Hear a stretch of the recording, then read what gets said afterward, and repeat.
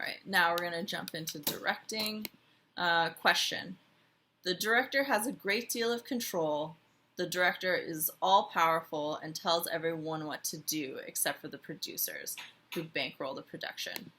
This is in film, especially if it's somebody like Quentin Tarantino or like Stanley Kubrick, who they have like a huge vision and they're like, this is how my movies are, and they control like everything. The only people, again, who could tell them to do things are the producers, and even then it might not be a lot. Next question. The relationship with the director, playwright, and actors creates a collaborative environment. This is the stage. Yeah, we'll get into that in a little bit again.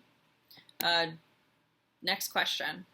They do not have control over the scripts. The writer has copyright over their own scripts unless it's public domain. This is the stage.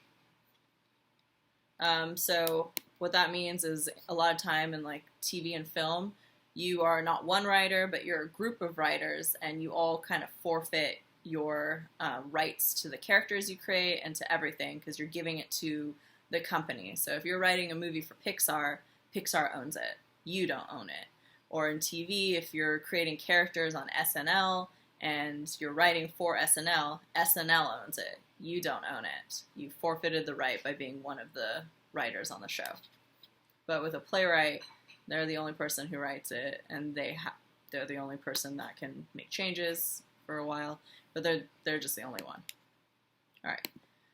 Question. The director often goes unnoticed and answers to the writers.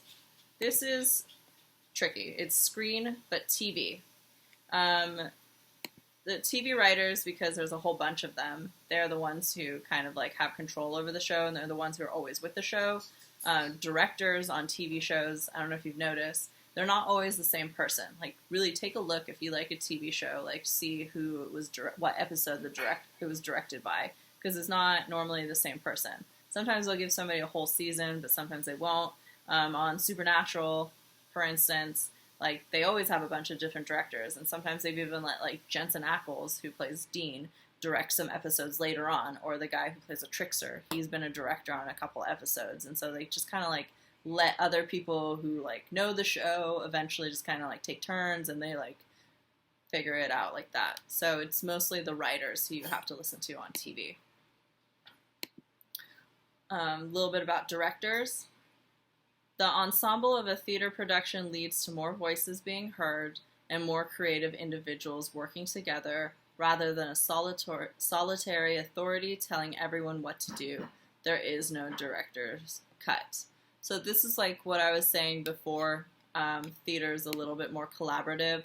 When you're in a room, the director is going to listen to you. I mean, Stanley Kubrick listened to Jack Nicholson during that scene, but that doesn't always happen. But in theater, it basically always happens. Actors and directors have a good relationship. They talk about, like, what should my character be doing right now? And a lot of times actors or directors ask an actor to show them what they want, because an actor will be like, oh, maybe I should do this. They'll be like, show it to me.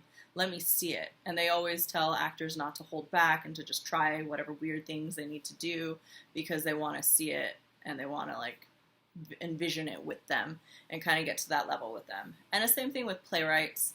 If it's a new play, especially, and, you know, it's not published, and the playwright's kind of like fixing it as you're doing it, and those are the first actors they're seeing to perform it. If they really like something, like the actor brings to the table that the character is always chewing gum, and then playwright really likes it, they'll be like, hey, let's keep that in there forever, and I'm going to write it as a stage direction in my show. And so then that's something that all further people who do the play, it's something for their character. All right, so control. Who pulls the strings? Screen entertainment tends to put the values of the audience foremost. And, I mean, this is more something now. Back in the day, they didn't always. It was about ratings, not how much people liked it. Because now, you know, Family Guy was canceled a long time ago, but then people were like, please bring back Family Guy, and so they did. Family Guy is now back. Or when TV shows get dumped by one company and then, like, picked up by another and saved. So those are things that happen now. But then, you know, back in the 90s, one example is Firefly. It was a, like, undercover, like, I guess a cult classic I mean, in the making, called Classic in the Making, and people loved it, but they didn't even finish out the first season. They didn't release it until later, so they stopped it at like episode 9, and now you can see all 12, but people liked it and they still canceled it. Anyway, they did make a movie though.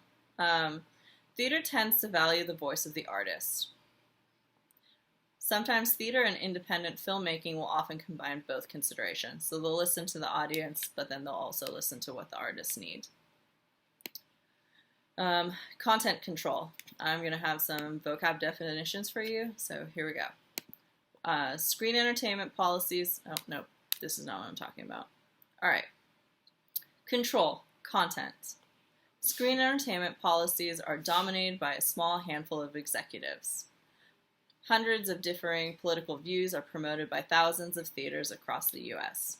So the difference between that is like there's a small amount of people who are like, these are the type of movies we should produce because this is what's in right now, in theory. But then with theater, there are like hundreds of theaters across America, and each theater, they have a mission statement, and they're like, this is what we're producing, and this is the message we want to give. And so all of these different theater companies have different views that they're trying to share with the world. So, all right. I have some vocab terms for you. We're talking about ownership, copyrights, and cash. First definition. Copyright is a legal guarantee granted by the government to creative artists that allows them to maintain control and profit from their work. Royalty payment. Fee paid to the playwrights for the rights to produce their plays.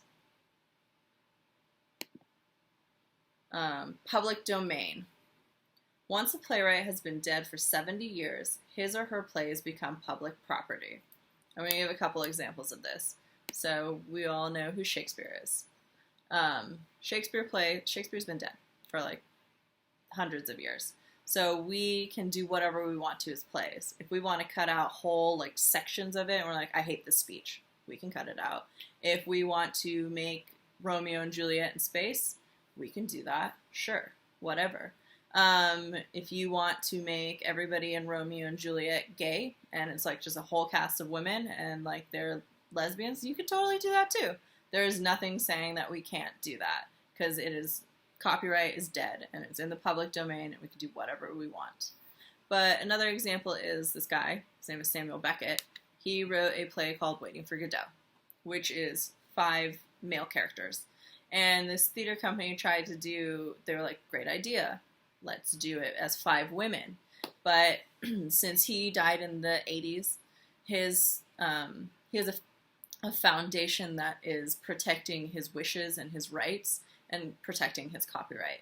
So when they tried to put on the play and they like were trying to get the rights from his foundation, they're like, no, you can't do this. He wrote it like this, and so you have to do it like this, and we can't have it to be 5 women. So the foundation, even though he's dead, is still protecting his copyright and his wishes. All right, vocab term. Writers for hire. Writers in screen entertainment who forfeit their rights to the works they author for film or television programming. So this is like what I'm saying. If you wrote a film for Pixar and you're one of the writers, you don't own it. None of that is you. So if you made up like Scully from Monsters, Inc. and that was like your idea, gone. It's Pixar's. And same thing for like SNL.